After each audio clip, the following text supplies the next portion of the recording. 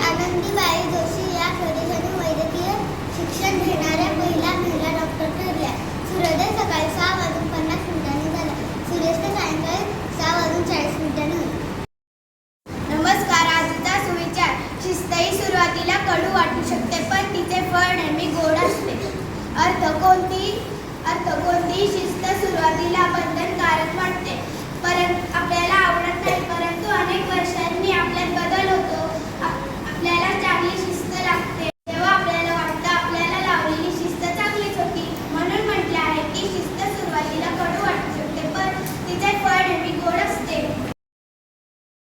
नमस्कार. मी वाचलेल्या पुस्तकाचे नाव आहे दीपाली. त्याच्या मुखपृष्ठावर दीपाली नावाच्या मुलीचे चित्र दिलेले आहे. त्याच्या मलपृष्ठावर दीपाली नावाच्या मुलीचे चित्र दिलेले आहे. दीपाली व अंजली दोघी बहिणी होत्या.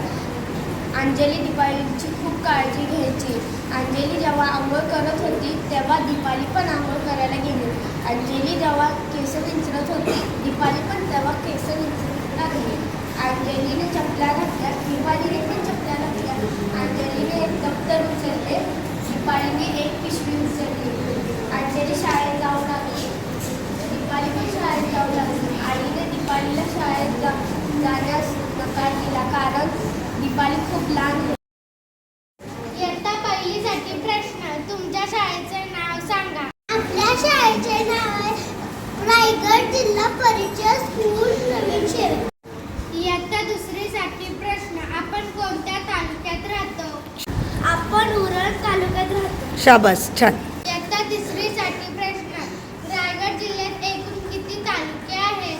जिल्ह्यात एकूण 15 तालुके आहेत. शाबास, छान. इयत्ता चौथीसाठी प्रश्न. 90 अंशापेक्षा कमी मापाच्या कोणाला काय म्हणतात?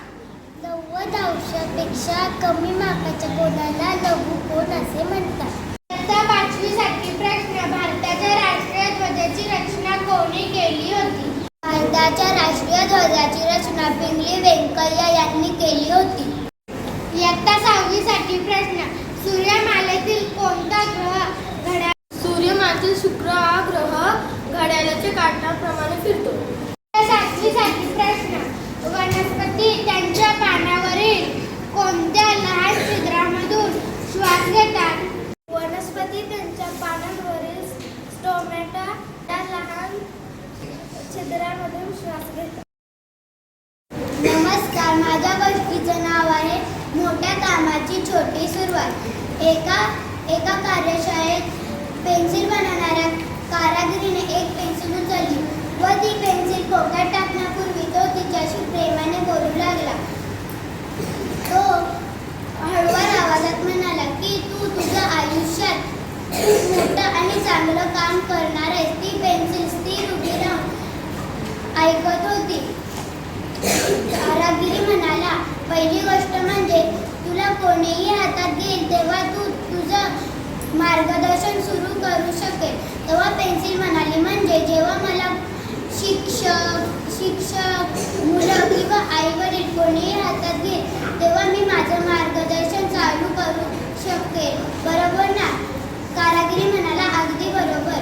कारागिरीने तिला दुसरी गोष्ट सांगितली की तुझं काम तू वेळेवर पूर्ण कर, म्हणजे तुला तुझं वेळेत पूर्ण कसं काम करता येते तुला समजेल. मग परत पेन्सिल म्हणाली, म्हणजे मी वेळेत पूर्ण काम केलं तर मला चांगलं अक्षर कसं काढायचं तेही सुचेल आणि मला वेळेत पूर्ण काम सुद्धा करता येईल.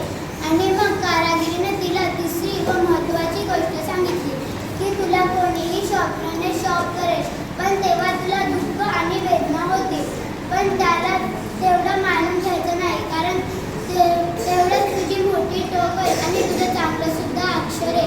मग पेन्सिल म्हणाली, म्हणजे माझी मोठी टोक होईल आणि मला चांगलं अक्षर काढता येईल, म्हणजे मला मला कसं